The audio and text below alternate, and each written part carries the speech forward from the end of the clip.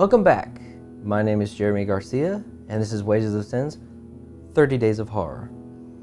And the movie for this week 3, or whatever day this is, whatever day movie this is, I've chosen to watch I Saw the Devil. Now let me warn you, this movie, from my reactions of people who've seen it, are one of two ways. You're either gonna hate this movie, or you're gonna love it. And there's some graphic stuff in here, guys, okay? So be warned, this is also on Netflix, but be warned before you watch it. There's some graphic stuff, there's some messed up stuff. The film goes a little crazy in areas. Having said that, I f***ing love this movie. Now, why do you love this movie, Jeremy? Let me tell you. I am normally not a person to enjoy graphic violence and things like that, blood and gore and all over the place. Having said that, this film is not that. It's not, when you're watching it, for me at least, it did not feel like an Eli Roth's Hostel or something like that, where it's just blood in the camera in your face. It didn't feel like that.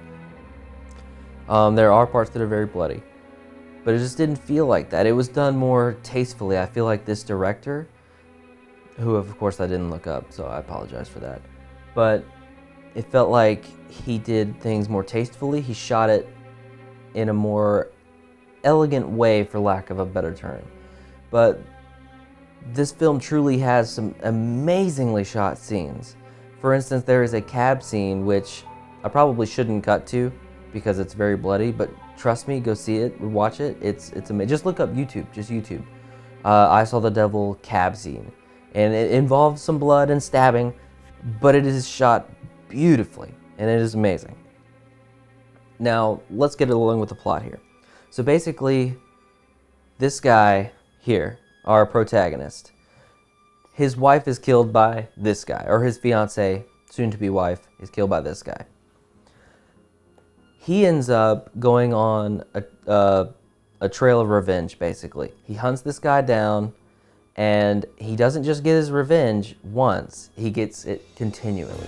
So he basically brings this guy to the brink of death, or beats him severely, and then he sets up a condition to follow him and to do it all over again, just to keep making his life a living hell.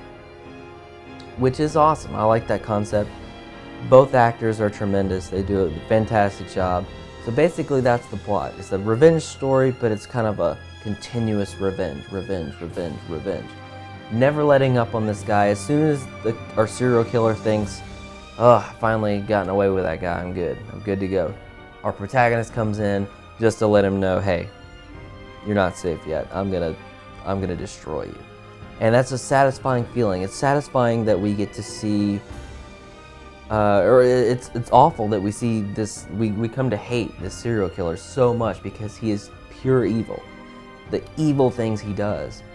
But we get to see that come up. So we get to see him get just tortured severely, just like the people he tortures. We get to see that pain inflicted on him, which is satisfying for us as the viewer.